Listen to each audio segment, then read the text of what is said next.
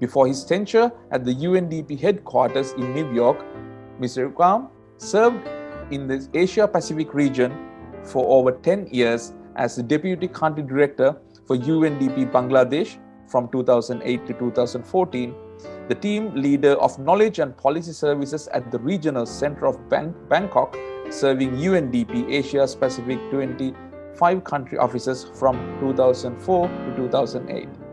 And previously as the Deputy Chief of the UNDP Bangkok Sub-Regional Resource Facility, which is known as SIR, from 2003 to 2004 as well.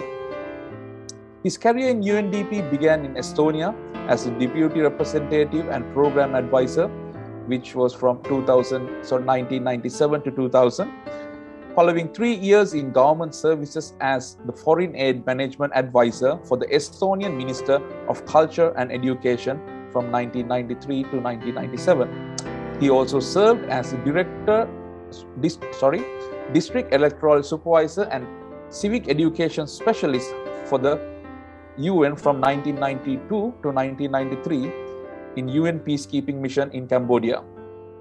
With close to 30 years of experience in international development, Mr. Jukam has been instrumental in shaping policy and programming for advocacy and strategic partnership, particularly in Asia and Europe.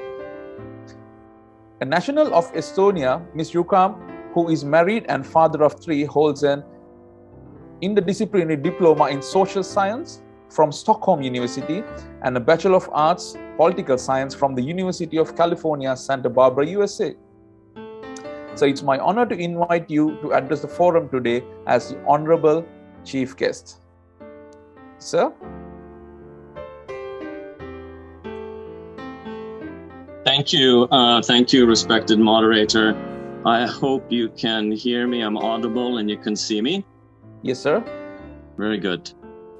So, greetings, Ayabawan, Wanakam, Assalamu alaikum. Good morning to everyone online. In the background, this is a photo I myself took from Bidurangala, looking at marvelous Sigiriya. And here I'm with my tourist attire today. I'm very pleased and indeed thank the organizers for the opportunity for me and UNDP to be with you and speak at this World Tourism Day celebration. I really hope my connection and technology holds. It dropped once, but fingers crossed, and let's go ahead. Let me first begin by recognizing and expressing my sincere appreciation to Professor Suranga Silva of the University of Colombo, one of, if not the leading academic on tourism in Sri Lanka and abroad. Vice Chancellor, the other esteemed panelists, to the organizers from the Alumni Association of Tourism, Economics and Hospitality Management, dear students of the Tourism Study Program of the Department of Economics, all participants from our partner organizations in the private sector and government, in civil society, and in academia. It's really exciting to speak to you all on this occasion, celebrating World Tourism Day in 2021, and doubly interesting to do so in conjunction with your 7th consecutive International Tourism Leaders Summit and Tourism Research Conference. And, a word of congratulations here to the organizing committee for their dedication to bring together all participants, even though it's in a Zoom space, mainly amidst the COVID-19 pandemic, but keeping the traditions alive and keeping important events such as these of the University of Colombo going. So today, what I hope to do is drawing a bit on UNDP's global and experiences here in Sri Lanka. I'll touch on 4 points. I hope these remarks will offer some food for thought, for further deliberation on, basically how the broader sphere of academia and industry, the stakeholders there, can apply best practices and sustainable tourism development in an inclusive manner. So let me begin by first taking on maybe the most basic point of departure that we all seem to know in one way or another. Tourism will never be the same after COVID-19. As borders closed, travel restrictions came into place. The World Tourism Organization reported an 84% decline in international tourist arrivals for the first quarter of 2021, pointing in this case to Northeast, Southeast Asia, Oceania, North Africa, and South Asia as being especially affected. And how has Sri Lanka been impacted? Well, in late 2019, early 2020, in early 2019, then following that, in mid-2019, I should say, in early 2020, Sri Lanka's tourism industry was showing signs of recovery following the tragic Easter Sunday attacks in April 2019. Yet just a half year later, almost a full year later, COVID-19 called for containment measures that brought tourism to really a shocking standstill once more. However, this time for a much, much longer time, and we're witnessing it now as we sit and speak. As of August 2021, my statistics are that just under 25,000 tourists had visited Sri Lanka. This represents a 95% decline compared to the more than 500,000 tourists who were on the island from January to March in 2020, which was part of that recovery period, not even getting up to the higher levels earlier. And what did this impact mean for people depending on tourism? Well, first of all, we should recognize that the impact of COVID-19 on tourism threatens the very development goals we have had in place since 2015, when member states of the world adopted Agenda 2030 and adopted the more specific Sustainable Development Goals, the SDGs. COVID-19 socioeconomic impacts threaten to increase poverty, which is SDG 1, increase inequality, SDG 16, and potentially reverse, on the other hand, natural and cultural conservation efforts, improve them, I should say. The threats are actually already a reality. And, tourism has increasingly become a vehicle for empowering and contributing to increased levels of income and gender equality amongst a much larger portion of the population, more than before in the earlier eras of high-end hotels with only the richest of tourists visiting countries around the world. These gains in inclusivity of people to getting the benefits that the tourism financial inflows and the cultural exchange bring are really notable. And cultural exchange, because yes, people also grow in human development terms through exposure to others in the world, new knowledge, new experiences, new jokes, new laughter. All of this is now at risk, along with the contributions to the achievement of SDG targets. Now, on the other hand, tourism the sector has had always a significant climate environmental footprint. The more it grows, the more it does so, requiring heavy energy and fuel consumption, which puts a strain on the planet and natural resources. So what can the world and what can Sri Lanka learn from this? COVID-19 has showcased how the relentless pressures we place on nature, the planet, and biodiversity is increasingly becoming detrimental for our coexistence. And it also showed us that tourism is a contributor to those detrimental impacts. The National Tourism Roadmap was developed in mid-2019 with support of UNDP in Sri Lanka, a temporary kind of roadmap of revival based on a rapid COVID-19 impact assessment to the tourism sector. And it identified in the months following the March lockdown that while a majority of formal jobs were protected in some way or another, employees receiving reduced salaries, for example, but daily wage earners and informal workers being severely affected. Specifically, the auxiliary industries supporting the tourism sector, such as laundry and cleaning sectors, just one example, had limited relief measures accessible to workers in the informal sector, with women in the sector being disproportionately affected. Of course, tuk drivers and small shop owners in tourist areas have suffered greatly. And this has only continued as wave after wave of COVID variants has stalled, hints of recovery. And of course, this revival roadmap, a first step, highlighted the need for improved risk preparedness measures. But again, in all of this, actually speaking on the environmental and biodiversity conservation side, there is a silver lining. This visible experience by humans being locked down in places raised greatly internationally across countries at all streams of society on the urgency to protect the planet and the environment and the climate and biodiversity.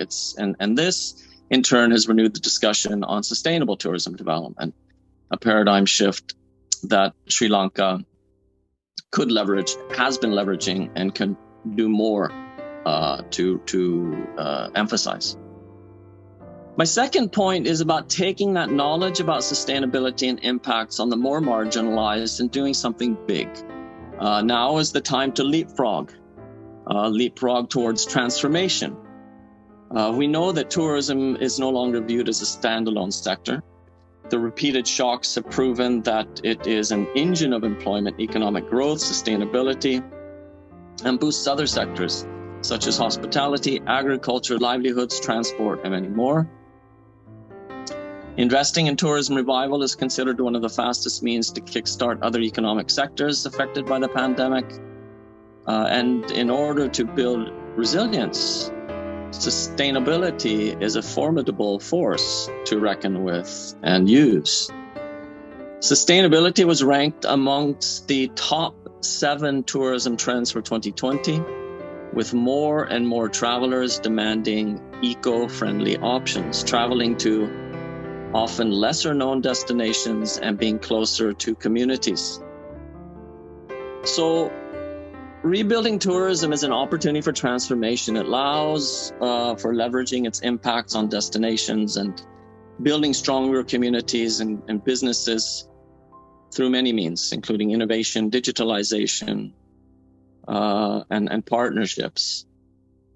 As a rebound in tourism is expected for the latter part of this year, fingers crossed again, the UN World Tourism Organization panel of experts foresee, and I'd like to quote here, they say, increasing demand for open air and nature-based tourism activities, domestic tourism, and slow travel experiences which focus on sustainability and greater connection between tourists and local people, cultures, food, and music will basically be on the rise. Regenerative travel, or basically what that means is travel focused on actively impacting social environmental conditions of the host country, is also gaining momentum. So this means targeted action and investment to shift towards green tourism and green development as a whole, with high emitting sectors including air, sea, and transport and hospitality moving towards carbon neutrality as well. How many of you know that Sri Lanka is actually ranked 5th in the world amongst kite surfers? For those of you who know what kite surfing is, you have a little board and you have basically a parachute that pulls the wind and pulls you across the water. Well, Kalpitia is ranked 5th in the world. You go online and search for it. Red Bull, many of the tourist sites rank it there, and people come from all over, and they come to see this natural environment of Kalpitia. They come to experience eco-friendly behaviors. They're just using the wind, and they want to consume as little of the environment as possible. The wind is a good thing. So basically rethinking and understanding the ways in which the sector impacts our natural resources and ecosystems, and building on existing work on sustainable tourism, we can ensure fair distribution of benefits and build forward better. And research on and applying best practices, global best practices as well, is a pertinent step towards rethinking this process. Bringing me to my third point, I want to just touch briefly on a couple of best practices from the Asia region, from Thailand and Bhutan. So as Sri Lanka moves towards sustainable tourism more and more, these other practices can be guidelines. And let me just begin with Thailand. Koh Tao is an island in the Gulf of Thailand. And it's visited, or it has been in the past, by approximately 500,000 tourists every year. It's a small island, much smaller than Sri Lanka, and regarded widely as one of the best diving destinations in the world for scuba divers and snorkelers. But this tourism activity has generated huge amounts of waste, and this threatens, of course, the marine environment, puts pressure on coral reefs, which are a key source of revenue. So it's a vicious cycle. And although there have been rules and regulations in place to curb the degradation of coral reefs, they have not been effective. And so the public, private, and local NGO spheres have joined forces to restore the reefs. The challenge being for them that the budget for finance conservation and improving solid waste management, for example, is quite limited. So to address this financial gap, the Biodiversity Finance Initiative called BioFin of UNDP Thailand supported the municipality of Koh Tao. And this initiative aims to develop a financial mechanism called an environmental management charge. And this charge on tourists amounts to just 100 baht, which is, I think, maybe less than $3 US, as an entry fee to the island to protect and restore the coral reefs and the natural environment. And BioFin is collaborating with the state-owned Krung Thai Bank and Rox Thai Foundation to initiate a crowdfunding campaign to mobilize resources to support 200 of the registered tourist boat riders affected by the absence of tourists. And proceeds for this campaign are looking to finance a cash for work program for these boat drivers to collect marine debris, clean the beaches, and provide some supplemental income while maintaining the reason people go there, which is the beautiful natural assets.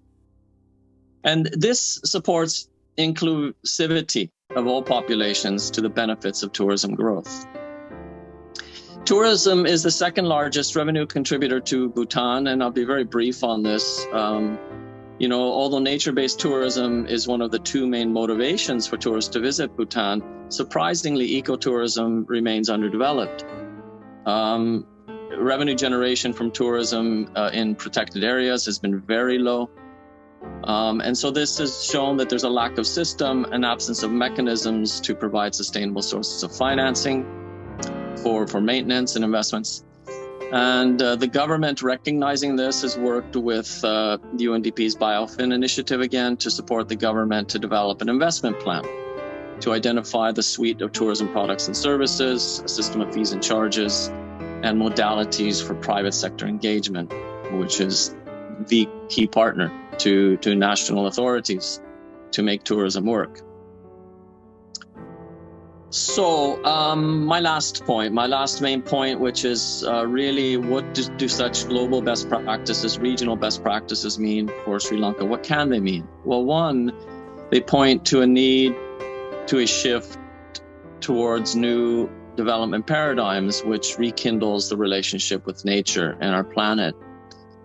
Leaders of Sri Lanka can re-emphasize a green-centric development approach, a green economy, which is defined as a low-carbon, resource-efficient, socially inclusive arrangement as much as possible.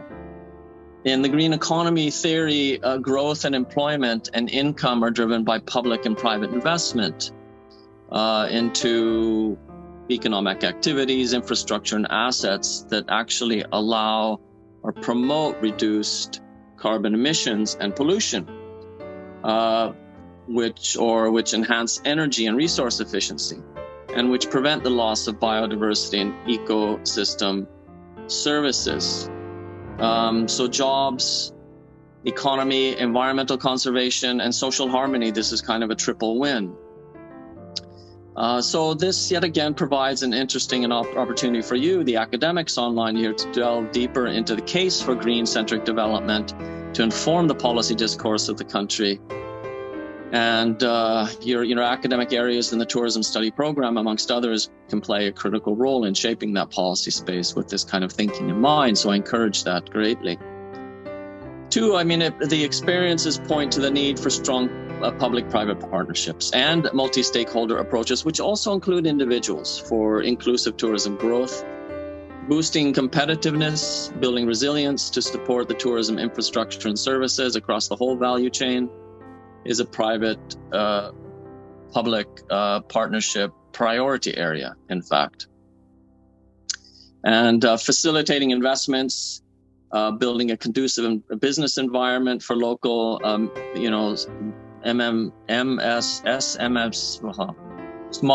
micro, small, and medium sized enterprises, diversifying products and markets, promoting domestic regional tourism where possible. These are all wonderful, and the dependence on tourism sector makes this for a very significant sector. So do individuals working informally who require income and protections, as the Vice Chancellor was just speaking to, especially at difficult times like this. And with the majority not having access to formal financial organizations or other business development services, working together with Citibank, UNDP is supporting women entrepreneurs to thrive and overcome their financial obstacles. But more business development assistance is required, and it can be done if we do it the right way. Say yes to innovative and green financing for development. Both the global case studies provide examples of financial mechanisms supporting symbiotic arrangements between tourism, communities, and natural resources. Currently in Sri Lanka, ticketing systems are arbitrary. They don't necessarily reflect the maintenance cost or the protection of natural assets. While biodiversity-related destinations are high in demand, the country requires appropriate measures to prevent over-visitation or degradation of ecosystems. And so maybe a possible measure might be the development of a standard fee. But this is not all. At the national level, we're speaking with the Ministry of Finance and the Central Bank of green financing mechanisms such as bonds to help raise impact investors' interest in Sri Lanka and in sustainable tourism. So UNDP has worked closely with the Ministry of Tourism, SLTD, and the provincial councils. We're currently providing technical assistance with the National Tourism Policy for Sri Lanka, which is under development. The multi-stakeholder consultations are still ongoing with tourism associations and the private sector, and the effort is really to create a holistic, inclusive national tourism policy. And with BioFin here as well, in collaboration with SLTDA, UNDP in Sri Lanka has also provided financial and technical assistance to complete the Sustainable Tourism Certification Program. Basically, that accommodation sector, that those accommodation providers who are sustainable in their actions and their systems, that they are certified. And we're also moving in support of making destinations sustainably certified as well for 9 destinations across the 9 provinces in the island. The background here being one of them. The scheme looks to basically manage existing tourism destinations by reinvesting in conservation of natural resources, ensuring that tourism will be for the people on the planet and leave no one behind. And just to note also that UNDP with the Ministry of Environment, together with other co-conveners, organizing the Colombo Development Dialogues on Green Development, starting from mid-October, and we'll have a whole of society conversation, in fact, on the core themes of green development. And so we look forward to doing that. So in closing, with COVID on the doorstep, as it's been, and still even coming in the door, unfortunately, Sri Lanka is possibly at the most important juncture of its developmental pathway since tourism became a thing in Sri Lanka. With less than 10 years to reach the vision of the Sustainable Development Goals, this is the right time to have this conversation on sustainable tourism development. A do-it-alone approach may not succeed, or it may succeed temporarily delaying some impacts of the crisis, but it would not succeed in addressing root causes. Academics such as yourselves could take the lead in looking for new ways to drive collaborative innovation that delivers on smart interventions that have maximal impact with minimal effort, especially given the constrained fiscal space in Sri Lanka. And in line with this year's theme of tourism for inclusive growth, I encourage you to delve deep into localization of global practices, green-centric tourism development, the new ways of organizing ourselves, promoting multi-stakeholder partnerships and collaborations, and green financing for sustainable tourism development. The research interventions of academia really have the ability to inform us, the development partners, and the government of Sri Lanka to direct our focus towards solutions to address very pertinent issues with a strong base of evidence-based policy making. Really, this is like applied policy. You contribute to the applied policy efforts of the country. UNDP Sri Lanka stands committed to continue our long-standing support to the country, to the government of Sri Lanka, with all stakeholders broadly, but especially within this sector, supporting the creation of a highly successful, sustainable tourism development trajectory. Thank you. My sincere thanks to the University of Colombo and the organizing committee for inviting me to this fantastic event. And I wish you the best today as we celebrate the hope of tourism for Sri Lanka, and as we celebrate you and all your future endeavors, which I hope will be successful. All the best. Thank you very much. Thank you. Thank you, sir. We are so privileged to have you today representing the UNDP, as the United Nations Development Program in Sri Lanka plays a major role when it comes to contribution to the country. And I believe the global best practices points that you made today will reshape the Sri Lankan tourism as well. Your Excellency, thank you very much.